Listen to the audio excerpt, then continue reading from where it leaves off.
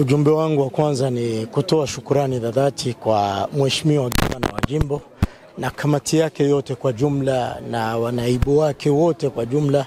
Tunatoa shukrani kwa wote waliohusika kwa kuleta usalama na amani katika dini yetu hii ya Kiislamu, ambao ça fait très longtemps imekuwa ndani ya matatizo, na hiyo matatizo Mwenyezi Mungu amesaidia kwa siku ya leo kuweza kupase ku remise et reprise.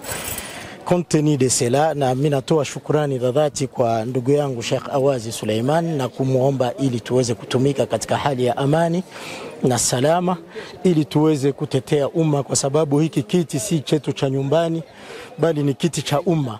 Yani tuko sanse kuweza kusikia malalamiko ya umma wa Kiislamu, na kwa nini sizogelee kwa wale wasiokuwa Waislamu. Donc exemple yetu ambao tutafanya itasababisha na wale wasiokuwa Waislamu kutuzogelea kwa tabia yetu nzuri, kwa usalama wetu na kwa amani yetu.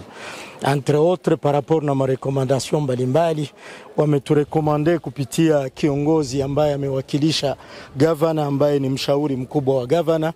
Ameturekomande mambo mengi, na yale mambo mengi ni kuheshimu mikataba, yale mambo mengi ni kufanya restitution ya sheria, kuweza kuchambua vitu vyote vya umma viweze kuandikwa, kuweza kubadilisha Waislamu ukabila usipatikane ndani ya Uislamu, huyu ampende huyu na huyu ampende huyu. Kwangu ni furaha kubwa kuona kama muda mrefu tunakogutana, lakini gavana, mheshimiwa gouverneur de province, ambaye ni baba wa watoto wote, aliona kama ni bora amalize matatizo yenye kuwa kati ya Waislamu, na amechukua uamuzi kama hivyo.